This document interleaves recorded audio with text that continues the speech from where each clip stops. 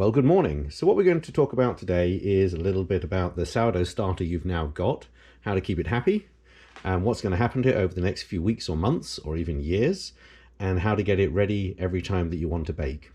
So what I've got here is 3 old sourdough starters. Some of them are very old, been in the fridge, and some of them are just a few weeks old.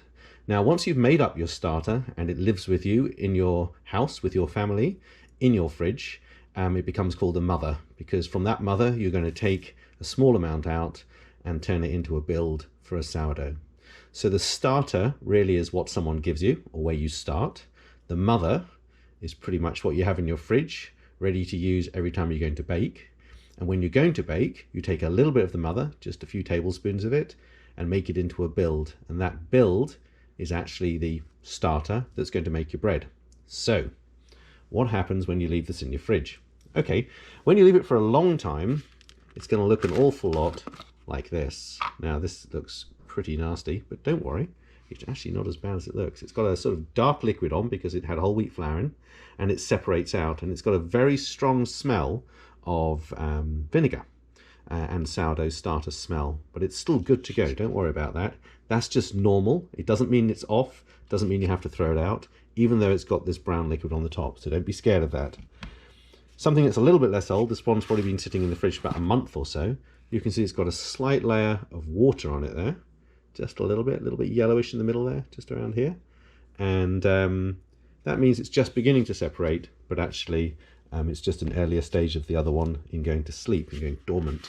And this is one that's been sitting in the fridge for a while, and it's just bubbling away on its own. But notice it's producing bubbles, but it's not expanding past the top, and it's not overflowing into your fridge. It's just gently bubbling away, you know, a few bubbles a day, and that just accumulates on the surface. And then what you can have is you might have a fresh starter, something that you've just made up in the last few days. As you can see, a few bubbles on the surface. It's quite active. Again, it hasn't overflowed, but it is certainly filling the jar up there. So I'd probably normally keep it in a bigger receptacle. Right, so we've got 4 starters there. Now, they're all really the same after about they've been a week old in your fridge. Many people will tell you that you actually have to build them every day and feed them every day, but you really don't need to do that unless you're a professional baker planning to bake every day. If you're only going to bake once a week or once every 2 weeks, then this is what you need to do. Take your starter, and if it's this one that looks a bit nasty, don't worry about that. You can tip off the brown water if you don't like it, or you can stir it in. It really doesn't matter. If it's this one, you just stir it in. If it's this one, just stir it up, ready to go. Stirring starter doesn't do it any harm at all. So it doesn't matter which mother starter you're going to refresh, whether it's a very old one or one that's just about a week old. They're all in a dormant stage. So after about 5 to 7 days, it's the same process. You take about 400 grams of it, so you reduce it down to about 400 grams. And what you then do is add 200 grams of flour and 200 grams of water. So basically it's half the weight of the mother in flour and half that weight in water.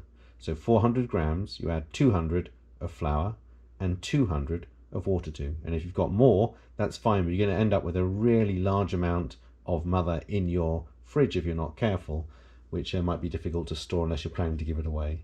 So a container like this is basically going to hold between 600 and 800 grams of mother, and that's about perfect.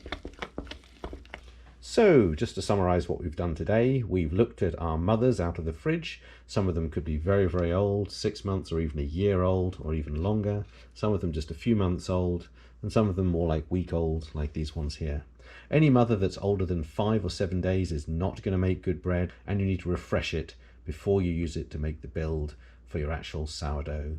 So we've discussed how to do that with the flour and water, and you leave it for about 12 to 24 hours after you've added the flour and water in the fridge, but get it into the fridge because you don't want it to increase or double in size and take over your fridge. You just want it to be nice, gently bubbling away and ready for use. And as soon as it's been refreshed, you can then use that to make the build, and we'll discuss that in another video.